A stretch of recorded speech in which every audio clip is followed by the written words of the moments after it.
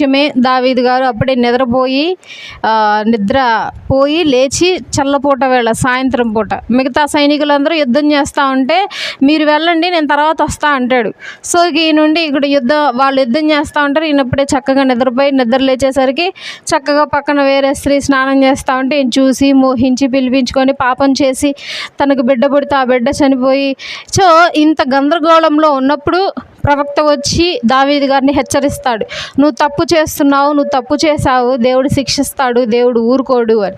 వెంటనే తను చేసిన తప్పును ఒప్పుకొని తాను దేవుడికి క్షమాపణలు చెప్తాడు. తర్వాత బెత్షెబా గారికి పుట్టిన బిడ్డ బ్రతుకుతుంది.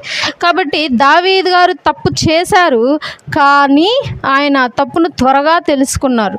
కానీ మనము చాలా విషయాల్లో మనం చేసిన తప్పులు మనకి ఇంకా అర్థం కావు, చాలా లేట్గా అర్థమవుతాయి. కాబట్టి దేవుని యొక్క జ్ఞానము మనం ఎప్పుడు పొందుకోవాలని చెప్పి బైబిల్ సెలవిస్తూ ఉంది.